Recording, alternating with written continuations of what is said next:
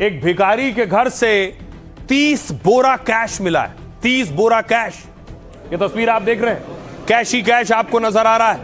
ये कैश भिखारी के घर से मिला है।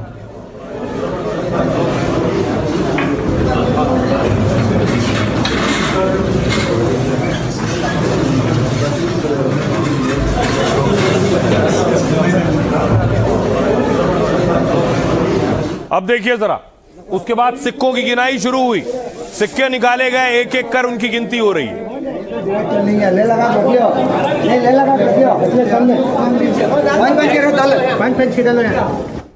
अब आइए आपको बताऊं, एक भिखारी के घर से इतना पैसा कैसे मिला। सभी अचंभित हैं। भिखारी से करोड़ों का कैश मिलने का मामला कर्नाटक के मांड्या का है। यहां की हुरुन निसा लंबे समय से भीख मांगकर गुजारा कर रही थी। सोचिए, वो 10 बाय 10 के कमरे में, किराए के कमरे में अकेली रह रही थी। रविवार को गंभीर बीमारी की वजह से अचानक उनकी मौत हो गई। मौत के बाद कमरे की तलाशी ली गई तो करोड़ों का कैश मिला। बताया जा रहा है नकदी से भरी 30 से ज्यादा बोरियां कमरे में रखी थी। इन पैसों की गिनती हुई तो 10 बोरियों में 8 से 10 लाख रुपए कैश निकले, जबकि अभी भी 20 से ज्यादा बोरियों में मिले पैसों की गिनती बाकी है। घर से बरामद सारी नकदी को पास की मस्जिद को सौंप दिया गया है। स्थानीय नेताओं ने महिला भिखारी के रिश्तेदारों को भी जानकारी दी। उनका कहना है कि आगे पैसों की गिनती उनकी मौजूदगी में होगी और फिर तय किया जाएगा कि यह पैसा किसे सौंपा जाएगा। 2011 की जनगणना के मुताबिक भारत में 4 लाख से ज्यादा भिखारी हैं। इसमें 2,21,000 पुरुष और 1,19,000 महिला भिखारी। पश्चिम बंगाल में सबसे ज्यादा करीब 81,244 भिखारी हैं। इसके बाद नंबर उत्तर प्रदेश का है, जहां 65,835 भिखारी मौजूद हैं। फिलहाल कर्नाटक में महिला भिखारी से मिले कैश की चर्चा पूरे देश में हो रही है। अब आपको बताऊं कि ये तो वो महिला जिसके पास से 20 बोरे मिले। अब देश में जो करोड़पति भिखारी हैं वो कौन कौन है, उनकी तस्वीर मैं आपको दिखा दूं। भरत जैन, मांगीलाल और पप्पू कुमार। इसमें कई वो भी हैं जो अब कहते हैं नहीं, वो तो भीख नहीं मांगते। लेकिन देखिए, भीख मांगकर कितनी और कैसे कमाई की है इन लोगों ने, वो मैं आपको दिखाऊंगा। देखिए जरा कौन कौन उस लिस्ट में। इन्हें दुनिया का सबसे अमीर भिखारी माना जाता है, जिन्हें आप देख रहे हैं इस वक्त। 54 साल के भरत 40 साल से भीख मांग रहे हैं और इनके पास 7.5 करोड़ की संपत्ति होने का दावा है। कहा जाता है कि मुंबई में वो 2 फ्लैट के मालिक हैं, जबकि ठाणे में 2 दुकानें हैं जिनसे किराया आता है। ये है मंगीलाल, इंदौर के चर्चित करोड़पति भिखारी और फाइनेंसर। वो इंदौर के मशहूर सर्राफा बाजार में 8 साल से भीख मांग रहे हैं। कहते हैं वो हर दिन 1,000 से 2,000 रुपए कमाकर ब्याज पर पैसा दे देते हैं। प्रशासन ने उनका रेस्क्यू किया, उन्हें निकाला तो संपत्ति का खुलासा हुआ। पता चला कि इनके पास 3 मंजिला मकान है, 3 घरों के मालिक हैं ये। इसके अलावा इनके पास 3 ऑटो हैं, 1 कार भी मौजूद है। एक और नाम, इन्होंने हादसे में पैर कटने के बाद पप्पू 8 साल से पटना में भीख मांग रहे हैं। दावा किया जाता है कि वो करीब 1 करोड़ 25 लाख की संपत्ति के मालिक हैं। पटना में पप्पू कुमार के पास 2 जगहों पर कीमती जमीन मौजूद है, जबकि उनका बेटा एक मशहूर इंग्लिश मीडियम स्कूल में पढ़ रहा है। हर दिन वो भीख मांगकर 700 से 1,000 से ज्यादा कमा लेते हैं। अब आपको दिखाऊं, ये तो देश की बात हो गई। दुनिया में कौन सा मुल्क भिखारिस्तान है और भीख मांगने में आगे है? वो इकलौता देश है, नंबर 1 देश है पाकिस्तान। पाकिस्तानी अपने देश में भी भीख मांगते हैं और वीजा पासपोर्ट लेकर विदेशों में भी भीख मांगते हैं। एक बात सुनिए, कहां से आप? बेगैरत किस्म के लोग हैं ये। किधर भाग रही हो आप? किधर से हैं आप? मुझे बताएं आप कहां से हैं? आइए अब आपको बताऊं, दुनिया में नंबर 1 भिखारी पाकिस्तान आखिर कैसे बन गया। बहुत से मुल्क पाकिस्तान के भिखारियों से परेशान है, उसमें सऊदी अरब भी है। भिखारियों के मामले में दुनिया का नंबर 1 देश है पाकिस्तान। यहां करीब 3 करोड़ 80 लाख के आसपास भिखारी हैं, जो कि पाकिस्तान की कुल आबादी का करीब 16% है। भीख मांगना यहां 4 लाख करोड़ का कारोबार बन चुका है, जबकि पाकिस्तानी भिखारी दुनिया के लिए मुसीबत बन गए। सऊदी अरब, यूएई में पकड़े जाने वाले 90% भिखारी पाकिस्तानी हैं। 5 महीनों में खाड़ी देशों ने 22,000 पाकिस्तानियों को वापस भेजा है। यह दावा पाकिस्तानी मीडिया की एक रिपोर्ट में किया गया है। इन लोगों को भीख मांगने और अवैध घुसपैठ के कारण खाड़ी देशों से निकाला गया। पाकिस्तान से सबसे ज्यादा भिखारी सऊदी अरब भीख मांगने जाते हैं और ये लोग उम्रा, टूरिस्ट या वर्क वीजा से सऊदी अरब पहुंच जाते हैं और फिर वहां जाकर भीख मांगने के काम में शामिल हो जाते हैं। फिलहाल पाकिस्तान के भिखारी दुनिया की बड़ी मुसीबत बन गए हैं। आइए अब खबरों में आगे बढ़ते हैं, देश की बात करते हैं और लगातार बरसात से कैसे स्थिति खराब हो रही है। रिकॉर्ड बरसात और बारिश में पब्लिक परेशान। देखिए जरा हालात क्या है। ये तस्वीर देखिए, गाजियाबाद की तस्वीर है। एक पूरा ऑटो पानी में पलट गया।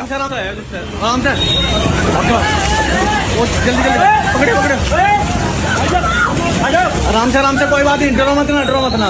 इंजन बंद करते, इंजन। अरे ड्राइवर की क्या गलती है इसमें। अब देखिए अगली तस्वीर मैं आपको दिखाऊं। ये तस्वीर आप देख रहे हैं संगम विहार की। संगम विहार दिल्ली की तस्वीर। स्कूल वैन फंस गई पानी में, बच्चियां धक्के लगा रही हैं।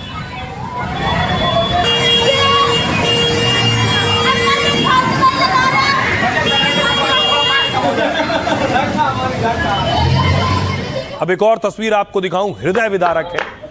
इस शख्स की बच्ची गिर गई थी, नाले में बच्चा बह गया और देखिए कचरे में ये शख्स अपने बच्चे को तलाश रहा है, कचरे में। देश की राजधानी दिल्ली की तस्वीर है ये।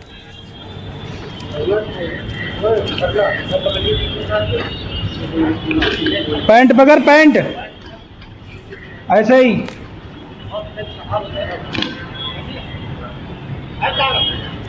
अब आपको तस्वीर दिखा रहा हूं मैं दिल्ली से सटे गुरुग्राम की। ये देखिए हाईटेक सिटी कहा जाता है गुरुग्राम। देखिए ऊपर गाड़ियां खड़ी हैं, नीचे बस पानी में फंसी हैं।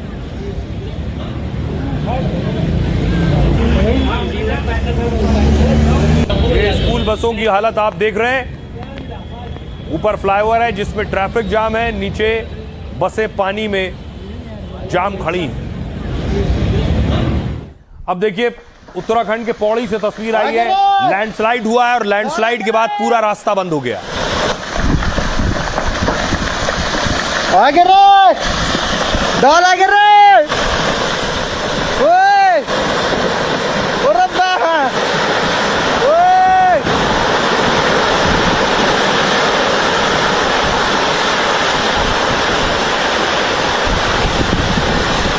आगे रखे। अब उसके बाद देखिए स्थिति है उत्तराखंड की तस्वीर मैं आपको दिखाऊं। एसडीआरएफ ने रेस्क्यू शुरू किया, बहुत से लोग नदी में फंस गए थे। उसके बाद देखिए लोगों को एक एक कर एसडीआरएफ की टीम हटाने और बचाने की कोशिश कर रही है।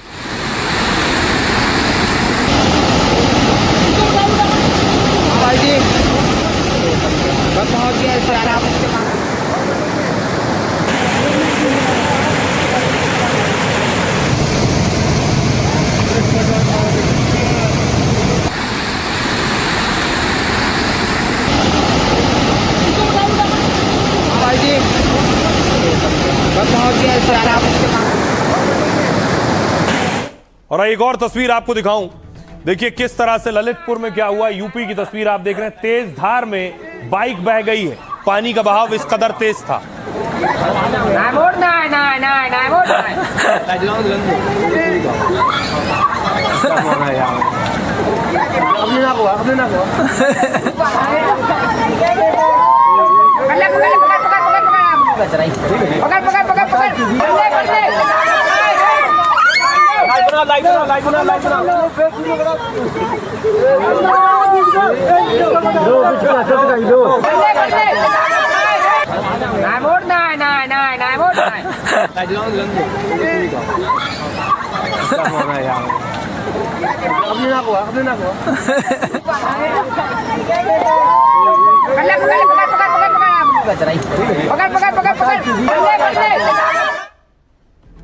तो आप देख रहे थे बारिश के बाद बड़े बड़े शहरों के क्या हालात हो जाते हैं। आइए बारी है लाइफ का फंडा की। क्या है खास? जिंदगी में सहनशीलता और धैर्य को सबसे बड़ी ताकत माना जाता है, लेकिन कब यह ताकत आपकी कमजोरी बन जाता है?